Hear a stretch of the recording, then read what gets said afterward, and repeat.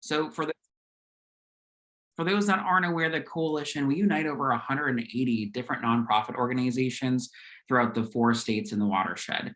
So of course, it starts in the headwaters in New York, defines the borders of New Jersey and Pennsylvania until it ultimately ends in the Bay of Delaware.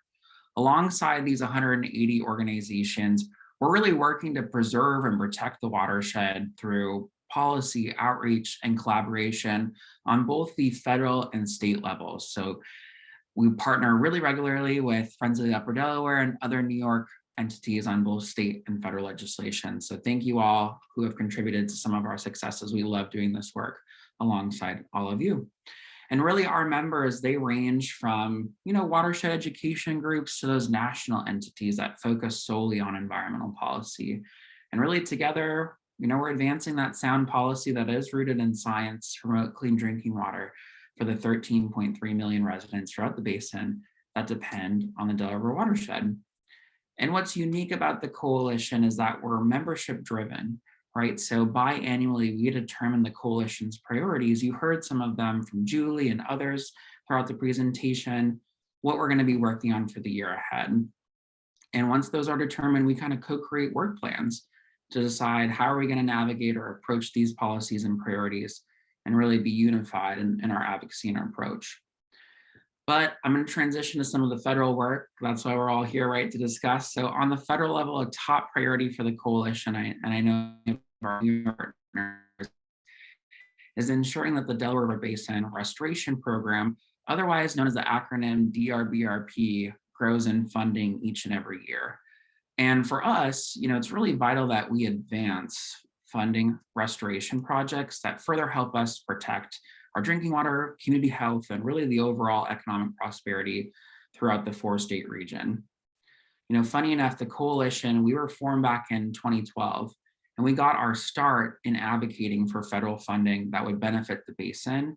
And we continually work to make sure that this program is successfully implemented year after year. In addition to the Delaware Basin Restoration Act, we also focus on 12 or so watershed-wide priorities that span to other areas of restoration funding. You might be familiar with like the Land Water Conservation Fund, Partnership Wild and Scenic Rivers. We also focus on areas around clean drinking water, like reducing harmful contaminants in our drinking water, like PFAS, enforcing the Clean Water Act, and ensuring that infrastructure dollars get invested in the region. So given that the DRBRP is really a hallmark of our success, I'm going to highlight this effort a little bit further, and certainly happy to answer any questions you all have on that federal program at the end. So for starters, I just want to provide some background on the DRBRP.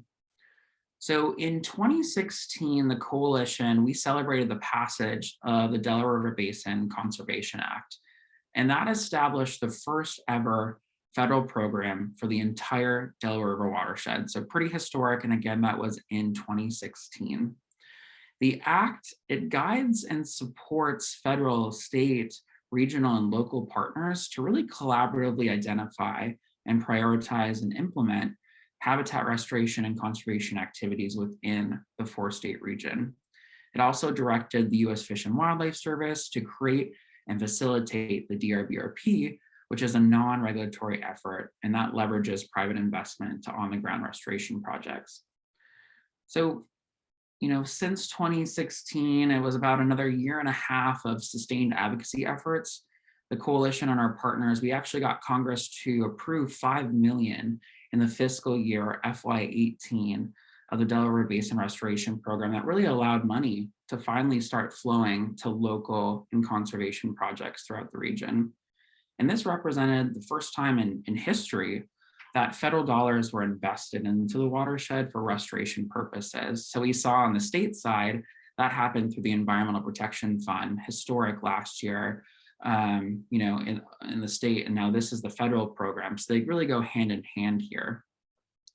The core component of the program, like I mentioned, is that competitive grants through the Delaware Watershed Conservation Fund, and that program is actually administered by the National Fish and Wildlife Foundation. So really through continued advocacy, funding for the DRBRP has grown to $6 million in FY19, so about a $1 million increase from FY18.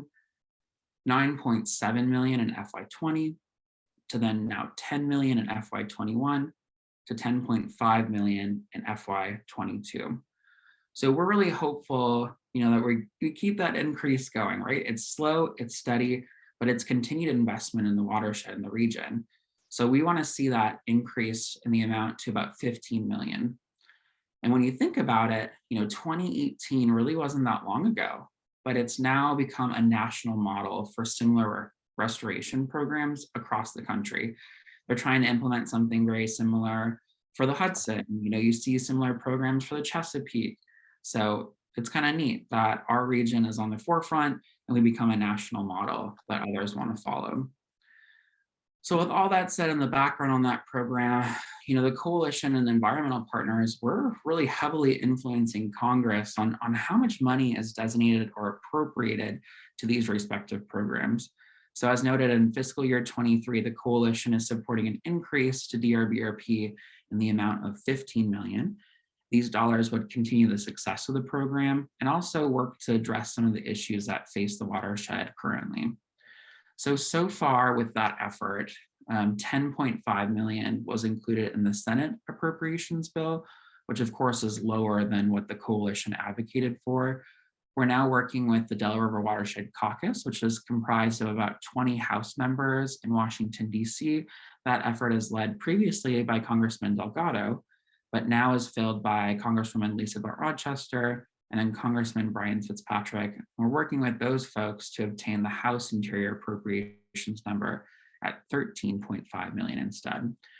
So we're not going to get the 15, but hopefully we can get that 13.5 that was introduced in the House. And so we have currently a sign-on letter that's going out to all of our coalition members. It has about 80 different folks signed on to it currently. We hope to get that delivered to their offices by the end of this week and showcase a broad range of support for that. So of course, there's other pots of federal money that will assist in increases to the program. And one of those is actually the Bipartisan Infrastructure Investment and Jobs Act. You might know it as the acronym BIF or IJA.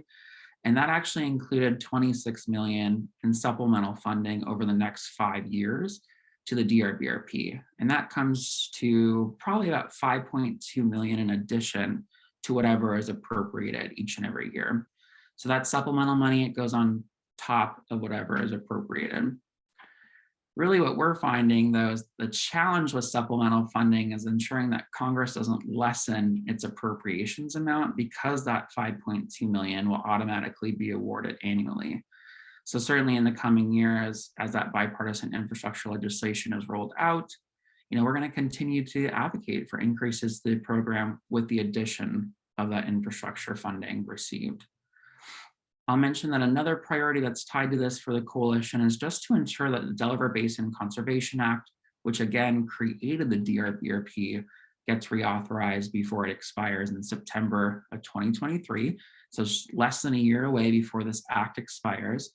Throughout the next year, we've been working with members of Congress to get bills introduced, moved and passed through the House. We're just kind of waiting on the Senate now and encouraging those folks to review that piece of legislation.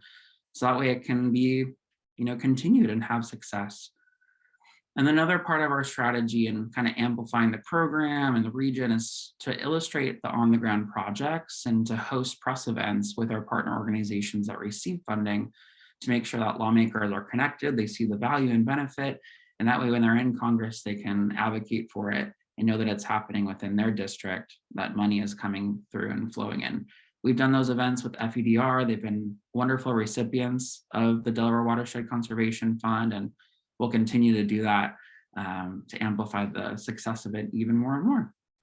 So I mentioned the Delaware Watershed Conservation Fund, and again, that is funded by the U.S. Fish and Wildlife Service and administered by the National Fish and Wildlife Foundation. And again, that's to achieve the goals of the Delaware Basin Conservation Act. So just this past August, NIFWIF, they announced their 5th round of grantees, and that totaled about 14.2 million in awards. And Friends of the Upper Delaware was a recipient out of the 36 that were announced. And again, these funded projects, they contribute to the long-term goals of the program to make sure that there's access to nature, We have healthy and resilient habitats, and of course, a thriving outdoor economy. And the funded projects, they really range from everything like dam removals, creating management plans and reports, removal of invasive species, and more. So Julie kind of talked a lot about the state funds. There might be some parallels there, and this is just a federal investment that can match some of the state work and make sure that the Upper Delaware, is thriving in its restoration and conservation needs. Now, since 2018, the grant funding deployed to the program, it has actually supported 158 projects in total across the watershed. That comes to about 41 million in grants that they've distributed and received. So it's an incredible amount of money. We hope that we have continued success with the grant program. At this time, I'm gonna hand it over to Hai Garst in case he wants to highlight some of the policy stuff on the state level, but really appreciate everyone's time and attention on that federal effort here. So take it away, Hai. Thanks, Kelly. And I know we're a little short on time, so I'm just going to give a brief hello and talk a little bit about our work as a coalition at the state level as well. So my name is Hai Garst. I'm a state policy advocate with the Coalition for the Delaware River Watershed. And in my role, I work really closely with the Friends of the Upper Delaware through our state lead program. In each of the basin states, New York, New Jersey, Pennsylvania, and Delaware, one organization works to highlight the coalition within our state work.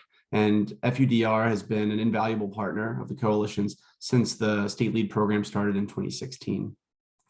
Now, our work highlights on our shared policy priorities, some of which Kelly has talked about, and also some of which Julie and Assemblywoman Gunther spoke about earlier in the EPF funding and the Bond Act.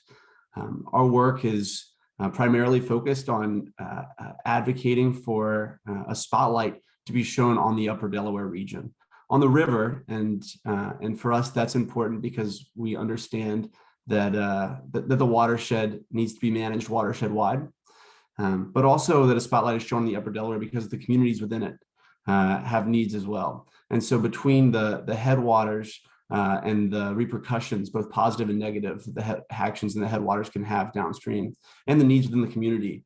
Our work at the state level is focused on working with partners in Albany, as well as our coalition partners throughout New York State, to bring attention and eventually funding and sound policy back home to the Upper Delaware. We're really happy to be doing this work and really thankful for all the partners, many of whom are on this call, that are helping us engage in this. So thanks for allowing us to spend some time highlighting the coalition and our priorities today. But I'll pass it back to Kelly if folks have any questions in our last few minutes.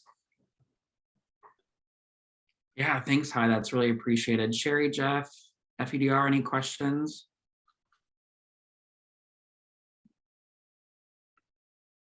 It doesn't look like any questions have come in through the chat. Shell, are there any hands raised or anything? I can't see that on my screen. There are not. Okay. So thank you guys. I mean, if anybody has a last minute question, feel free to throw it in the box now or forever hold your peace. Or you can email it to us later, of course. But yeah, thank you all so much. It's such an important part of our program. And actually is a really great segue into the next part of our program today, which we are calling Science Policy and On the Ground Projects in the UDR Watershed. And, you know, at this point in the day, you probably can see that we have all of these different pieces of work that are all sort of individually exciting and, you know, really great stuff going on. And in this next, what is it, hour and a half or so, we are going to look a little bit more into specifically some work with climate change and macroinvertebrates, as well as some new work with stream assessments. Both of these are kind of new pieces that we've been working on over the last year or so. And then we're also going to have a little presentation of some of the work that's gone onto the ground this year. So, you know, for us, that's really, you know, bringing all of these things that, you know, we've learned, all these partnerships that we've developed together to make change on the ground and to make change in terms of policy. You know,